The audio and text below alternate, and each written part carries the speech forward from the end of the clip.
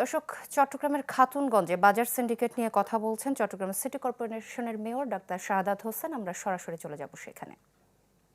Overall সেটা বন্দরের উপর নির্ভর করছে।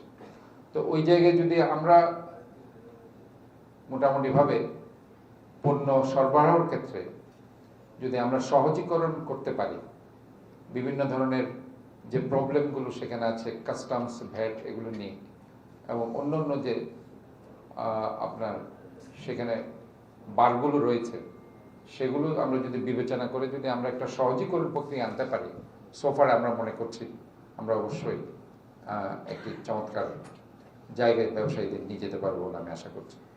আমি আবারও আপনাদেরকে আন্তরিকভাবে ধন্যবাদ জানাচ্ছি, শুভেচ্ছা জানাচ্ছি। আপনারাও পার্সোনালি আমাদের ছাড়াও আপনারা যদি একটু সবসময় বের হন, এবং বিশেষ করে দরদামের বাইরে ময়লা, যেহেতু এখানে ময়লা হওয়া মানে হচ্ছে আপনার বর্ষাকালে জলাবদ্ধতা, কাজে কন্টিনিউয়াস প্রসেসে নালাগুলো যাতে ক্লিন থাকে, এবং কিছু ডাস্টবিন আমি আবার রিকোয়েস্ট করছি আপনাদের যদি দিতে পারেন তাদেরকে, তাহলে আমার মনে হয় ময়লাগুলো তারা সেখানে রাখতে পারবে। আমি আবারও আপনাদের সবার ধন্যবাদ জানাচ্ছি, সবার সুস্বাস্থ্য দীর্ঘায়ু কামনা করছি, এবং অগ্রিম ঈদ উল ফিতরের ঈদের শুভেচ্ছা জানিয়ে আমি আমার বক্তব্য শেষ করছি। সালাম আলাইকুম।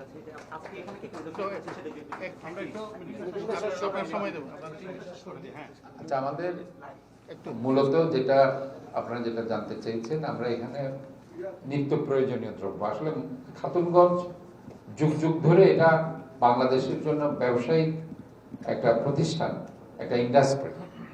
এটা ইনফ্যাক্ট আমরা যদি সাউথ এশিয়াতে যদি খাতুনগঞ্জ এক নামে পরিচিত, কারণ বাণিজ্যটা চট্টগ্রাম থেকে শুরু হয়েছিল, চাটগা থেকে, এবং চাটগার ব্যবসা প্রতিষ্ঠানের নাম আসলে খাতুনগঞ্জ, আগ্রাবাদ।